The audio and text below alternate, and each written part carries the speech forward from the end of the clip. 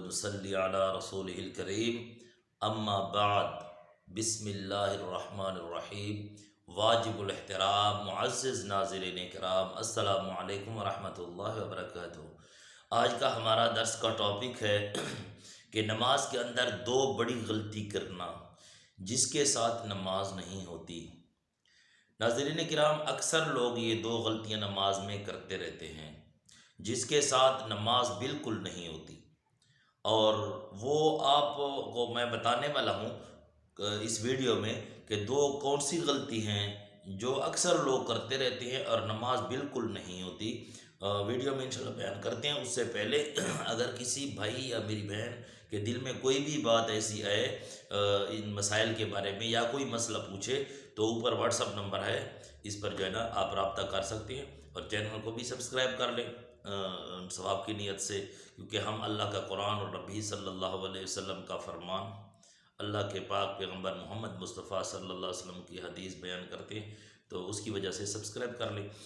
تو آتے ہیں اپنے ٹاپک کی طرف کہ دو غلطیاں نماز میں کون سی ہیں جس کی وجہ سے نماز نہیں ہوتی۔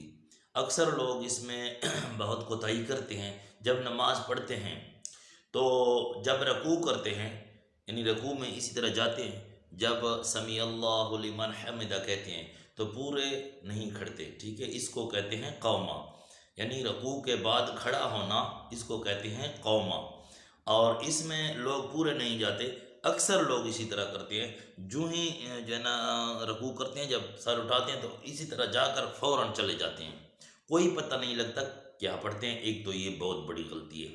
دوسری، ایک سجدہ کر کے اور دونوں سجدوں کے درمیان، یعنی ایک سجدہ سے جب سر اٹھاتے ہیں تو بیٹھتے ہیں، اس کو کہتے ہیں جلسہ، ٹھیک ہے، پھر دوسرے سجدے میں جانا، یعنی دو سجدوں کے درمیان بیٹھنا، اس کو کہتے ہیں جلسہ۔ تو اکثر لوگ میں دیکھتا رہتا ہوں، اور آپ نے بھی دیکھا ہوگا کہ بھئی ایک سجدہ کر کے اسی طرح جاتے ہیں پھر فوراً چلے جاتے ہیں۔ تو یہ جو جلسہ ہے نا جی، یہ جلسہ اور قومہ، یہ دونوں کیا ہیں؟ نماز میں فرض ہیں، واجب ہیں۔ ہر مسلک پر آپ دیکھ لیں، ہر کتاب میں دیکھ لیں، لیکن ہمیں تو پتہ نہیں، ہم نے تو سیکھا نہیں، ٹھیک ہے۔ اتنی بڑی غلطی کہ ہمیں اپنی نماز کا بھی پتہ نہیں ہے، ہم نے اپنی نماز کو بھی نہیں سیکھا۔ اتنی بڑی چیز جس کے لیے اللہ کے رسول صلی اللہ علیہ وسلم فرماتے ہیں سب سے پہلے نماز کا حساب ہوگا۔ فَإِن صَلُحَتْ صَلُحَ سَائِرُ عَمَلِهِ، جس آدمی کی نماز صحیح ہوئی، قبول ہوئی، تو صَلُحَ سَائِرُ عَمَلِهِ، اس کی ساری زندگی کے اعمال صحیح نکلیں گے۔ فَإِن فَسَدَتْ فَسَدَ سَائِرُ عَمَلِهِ، جس کی نماز میں کوئی فساد ہوا، نماز تو اس نے پڑھی ہے لیکن کیا ہے، اس میں فساد تھا، اس کی نماز میں جو ہے نا مفسد تھا، اس نے نماز صحیح نہیں پڑھی تو ہے لیکن اس میں غلطیاں ہیں، تو فَسَدَ سَائِرُ عَمَلِهِ، اس بدبخت کی ساری زندگی برباد ہو جائے گی۔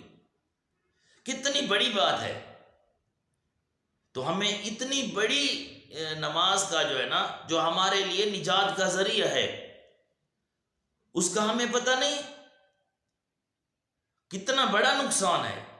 دیکھیں دنیا کے اندر جتنے بھی ہمارے کام ہیں، اگر ہمیں تھوڑا سا نقصان آتا ہے تو ہم اس کے لیے کتنی تحقیقات کرتے ہیں، کتنا پوچھتے ہیں، کتنا اس کے لیے سیکھتے ہیں کہ ایسا نہ ہو کہ ہمیں نقصان نہ آ جائے۔ یہ تو دنیا کی زندگی کے لیے نا، اس کے فائدے کے لیے ہے، اور آخرت کی زندگی جو ہمیشہ والی زندگی ہے، تو میرے پیارے ناظرین کرام، اس کے لیے ہم کتنی محنت کرتے ہیں، اور یہ جو ہماری نجات کا ذریعہ ہے، ہمیشہ والی زندگی کا جو ہے نا فائدہ ہے، اس کے لیے ہم کوشش نہیں کرتے، ہمیں نہیں آتی، ہم نے نہیں سیکھی، ہم نے محنت نہیں کی، تحقیقات نہیں کی، ہمیں پتہ نہیں ہے۔ تو ایسے نمازیوں کے لیے جس نے اپنی نماز کو ٹھیک نہیں کیا، تحقیقات نہیں کی، تو اللہ رب العالمین قرآن میں فرماتے ہیں فَوَيْلٌ لِّلْمُصَلِّينَ، ہلاکت اور بربادی ہے نمازیوں کے لیے، الَّذِينَ هُمْ عَنْ صَلَاتِهِمْ سَاهُونَ، وہ نمازی جو اپنی نمازوں سے بے خبر ہیں۔ تو ناظرین کرام، ہمیں چاہیے کہ ہم اپنی نماز کو سیکھیں، پوچھیں نماز کے لیے ہماری نماز ٹھیک ہے یا نہیں۔ تو دیکھیں رکوع کے بعد جو قومہ ہے، تو قومہ کرنا واجب ہے، ضروری ہے، اور کتنا کھڑنا ہے؟ اتنا کھڑنا ہے سمیع اللہ لمن حمدہ ربنا ولک الحمد یا ربنا لک الحمد، اتنا تو کھڑنا ہے نا۔ ایسے کیسے ہو سکتا ہے سمیع اللہ لمن حمدہ اللہ اکبر، کیسے پڑھے گا؟ آپ سوچیں نا، خود عقل کے ساتھ سوچیں کہ یہ کلمات تو پڑھنی ہے نا، یہ تسبیحات تو پڑھنی ہے نا۔ کون سی تسبیحات؟ سمیع اللہ لمن حمدہ ربنا ولک الحمد، کتنا ٹائم لگتا ہے؟ اتنا تو کھڑے نا۔ یا اصل سے تو یہ ہے سمیع اللہ لمن حمدہ ربنا ولک الحمد حمدا کثیرا طیبا مبارکا فیہ، اتنا تو کھڑنا ہے، اصل سے اتنا کھڑنا ہے۔ تو کوئی یہ بھی ٹھیک ہے سمیع اللہ لمن حمدہ ربنا لک الحمد، اتنا تو کھڑے نا، اتنا واجب ہے، اتنا ضروری ہے، لیکن ہم تو اتنا بھی نہیں کھڑتے۔ اب دیکھیں کتنا ٹائم لگتا ہے، سمیع اللہ لمن حمدہ ربنا لک الحمد، کتنا ٹائم لگے؟ اب اسی طرح نہیں، سمیع اللہ لمن حمدہ ربنا لک الحمد اس طرح کیسے پڑھیں گے؟ نہ ہمیں کھڑے کا پتہ ہو، نہ ہمیں پڑھے کا پتہ ہو۔ اچھا آپ قاری نہیں بن سکتے تو اتنا تو پڑھیں نا، ہمیں کھڑے اور پڑھے کا تو پتہ ہو، اس کے لیے ہم محنت نہیں کرتے۔ میں آپ کو بتا دوں اگر دنیا کا جو ہے نا فائدہ ہو، جیسے کہ ہم جو ہے نا ہمارا کوئی بیٹا یا کوئی چلا جائے باہر ملک میں، تو آج کے زمانے میں تو ہم جلدی ٹچ موبائل جو ہے نا خریدتے ہیں۔ کیوں؟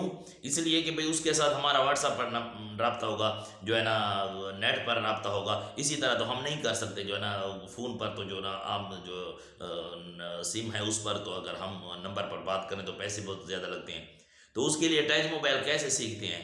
ٹھیک ہے، وہ دنیا کا فائدہ ہے نا۔ اسی طرح اور بھی بہت سے مثالیں ہیں کہ ہم دنیا کے لیے کتنی سیکھتے ہیں، کتنی محنت کرتے ہیں، اور دنیا تو فانی ہے، ہم سب مانتے ہیں، لیکن منہ زبان ہی مانتی ہیں۔